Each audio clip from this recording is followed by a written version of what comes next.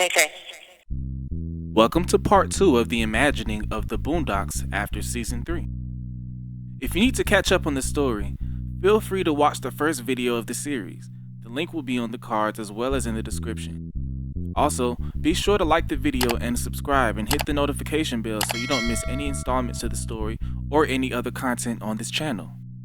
So before we start, I'd like to make a few things clear pertaining to the timeline, considering part 2 of this story begins with a time skip. If you recall, Robert Freeman died 4 years after the ending of season 3, making Riley 12 and Huey 14 at the time. By the time Riley murdered Ed and Remy, he was already in high school, so he was 14 at the time, while Huey was 16. And finally, at the start of part 2, Riley will be 22 and Huey 24, and the events will take place in the present day.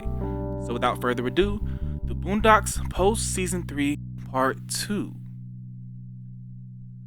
It was a typical chilly fall Wednesday morning in Woodcrest, Maryland. Jasmine decided it was time to stretch her legs and take a break from her studying to fix herself a cup of coffee. It was the tail end of an Adderall-fueled all-nighter, and she had taken her last pill an hour ago. Her eyelids were extremely heavy, and she needed the pinch of energy she could get from the coffee, considering her and Huey needed to leave their apartment soon, so she'd have no time for sleep. Huey had been on edge about Riley's release date for the past month. She wouldn't be surprised if he hadn't had any sleep either. She poured the satisfyingly scorching hot coffee in her wide pink coffee mug that read, "Future Female Lawyer," in white letters. She always chose this mug out of the assortment in the cabinet since it matched perfectly with her favorite pink college sweatshirt she was wearing that read Johns Hopkins University, which was a prestigious institution of which she was now a 2-year graduate pursuing a law degree. To aid in keeping herself awake when she was studying throughout the night, she kept her television tuned into a young dark-skinned Twitch streamer with double-stranded dreadlocks named Jean Capri. He ironically had been doing a week-long, non-stop stream from what seemed to be a real prison, along with dozens of paid actors and other popular internet celebrities, male and female. She turned the television up as she got comfortable on the couch waiting for Huey so they could pick Riley up from prison. She continued to sip her coffee while staring at the television with a smirk as she enjoyed Jean's high energy and quick-wittedness usually. But this particular stream was filmed differently from his usual setup in his bedroom, which would have no more than several other people present. This prison setup instead captured the stream with cameras in locations like ceiling corners to give the illusion that the viewer is watching footage from multiple security cameras. Jasmine's smirk slowly disappeared as she struggled to make out what anyone on the video was saying, until a crowd gathered at what looked like the common area of the prison. Here, the inmates began a chant, "Fresh meat! Fresh meat!" The camera suddenly switched to a prison cell with Jean by himself speaking directly to a camera in a way that was more reminiscent of his usual streams in his bedroom. "Look, chat," he said energetically with a charming yet strong New York accent. "I promised y'all a legendary stream, and that's exactly what the fuck I'm about to give y'all, cause y'all the chat, and I feel like y'all deserve it." He began to gradually get louder in order to hype up his next sentence. "Chat, y'all won't believe who we got in here. We got Slutty Pink in the motherfucking building!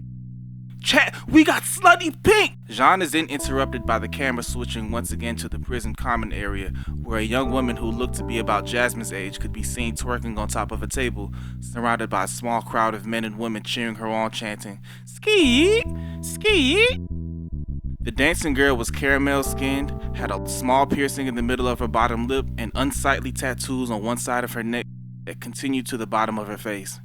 Her appearance reminded Jasmine of the prostitutes her father, Tom, used as witnesses in some of his cases that she remembered sitting in on. "This is stupid and it's a mockery to real inmates struggling in captivity," Huey suddenly said in his usual calm voice from behind the couch. Jasmine, slightly startled, quickly turned around to see Huey standing behind her, fully dressed and ready to pick up his brother. She turned around to face the TV so that he wouldn't see her roll her eyes. "Ever since I started law school, he debates with me way more often," she thought, then nonchalantly responded with, "It's just entertainment, Huey." She then took the last sip of her coffee. "It's just something to keep me up while I study for the bar exam," she said before shrugging her shoulders in indifference. "Well, it's a slap in the face of the countless brothers subject to what's essentially slave labor," Huey quickly snapped back with a slightly raised voice. All Jasmine could do was sigh. He'd been acting like this all October, but she understood. She had known Huey for 14 years now, and was the only person on the planet that had Huey's difficult and disagreeable personality down to a science. She placed her mug on the floor, turned around on the couch, and looked at him in his empty, sad eyes and said, "Sorry, babe. I know how stuff like this makes you feel, but I thought you were still in the room." She softly placed her left hand on his right forearm to ease the tension. "Are you ready to go now?" "Yeah, let's go," Huey replied. Even after a night of no sleep, Jasmine was still unable to doze off in the passenger seat of the car on account of Huey's driving. They had been on the road for an hour and a half, and during that time, she had been sneakily checking the speedometer. Huey hadn't gone below 80 miles per hour the whole time. Earlier in the drive, she'd softly requested that he slow down, but he just ignored her, and it only seemed to make him drive even more maniacally. She had never seen him this irrational.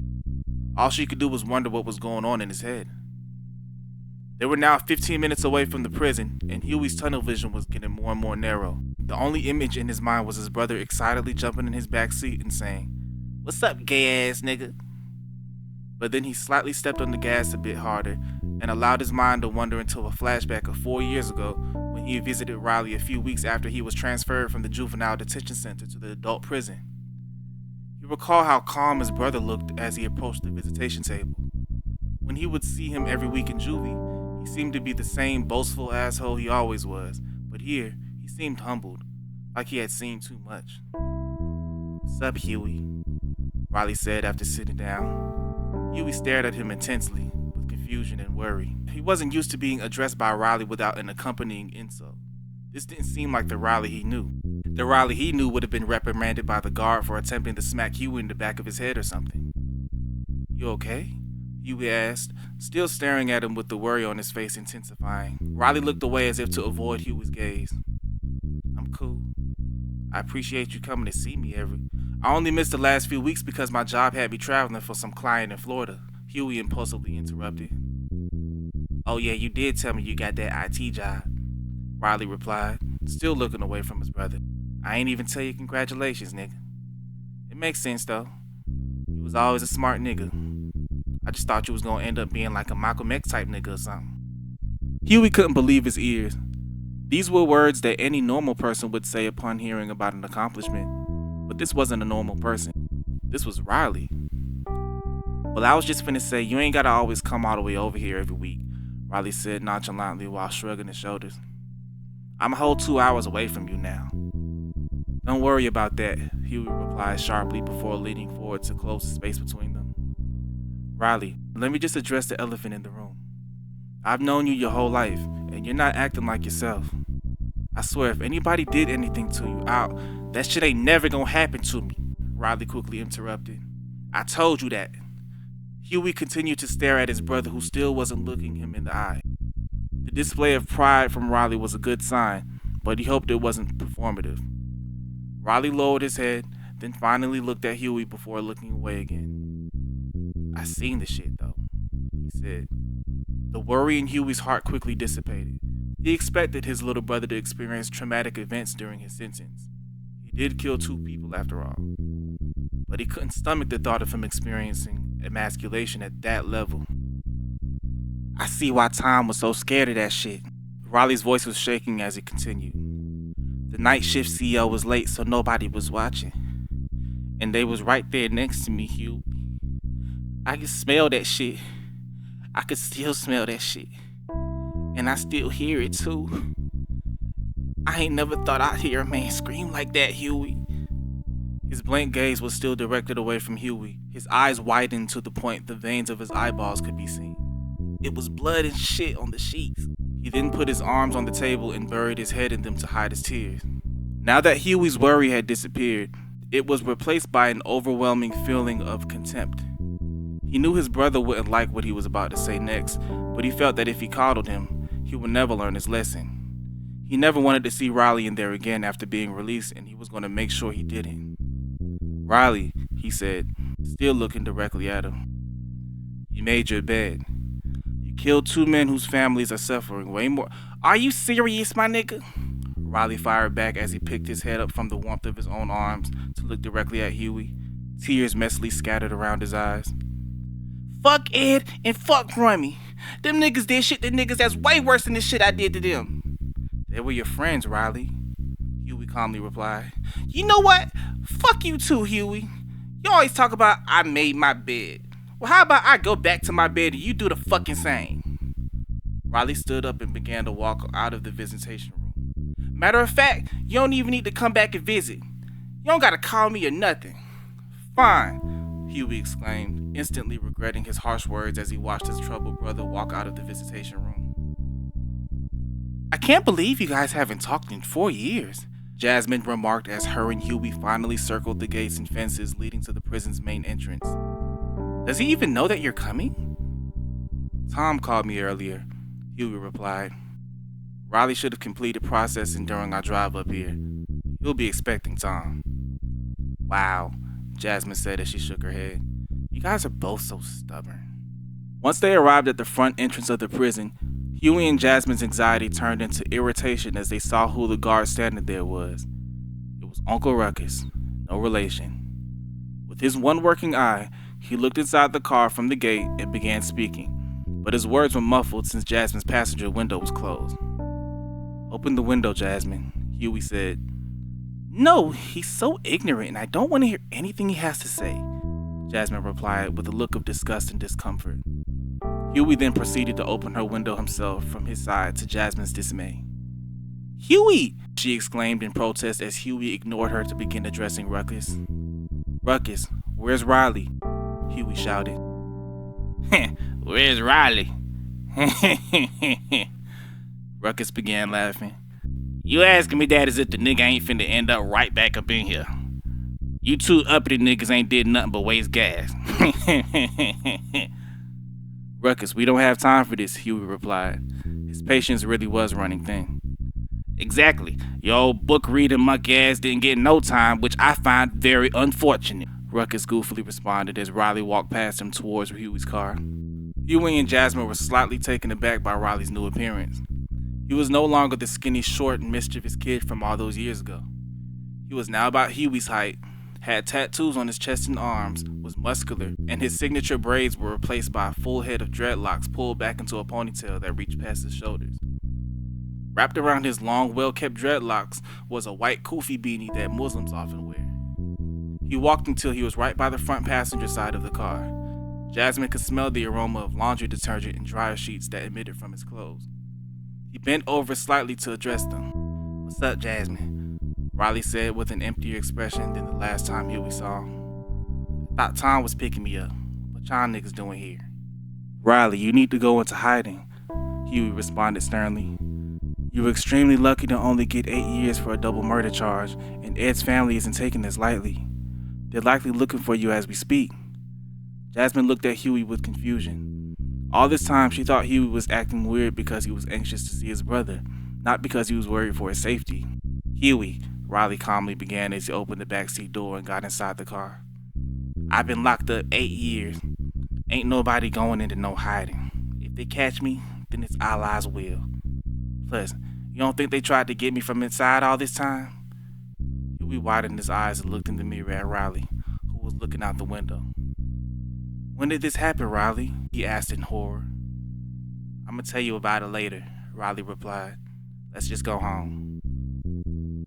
Tom had taken the day off to pick up Riley from prison, but since Huey had let him off the hook, he decided he'd use the extra free time to go for an afternoon run.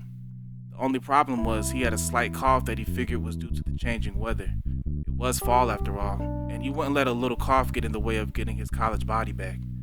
A week ago, he had caught Sarah fawning over shirtless male models on Instagram, and it had been bothering him ever since. He began running around the neighborhood. He passed by Robert's old house and stopped after feeling a wave of sadness. I miss you, old friend, he said as he stared at the house a little longer before continuing his run. By the time he had reached the end of his neighborhood, he felt his cough getting worse and worse, and his body was quickly becoming so fatigued he could no longer physically move. Tom woke up covered in medical equipment on a small bed and in a hospital gown. He quickly sat up, unintentionally unraveling the medical equipment, and standing there was a tall, bald, middle-aged white man in a white coat, along with a short, young black woman in blue scrubs that was holding up a clipboard. She looked to be about Jasmine and Huey's age. You're finally up, huh, Mr. Dubois? The man said. Tom just stared at him in confusion as he tried to process what was happening. He knew he was at the hospital, but why? It couldn't be from that minor cough earlier.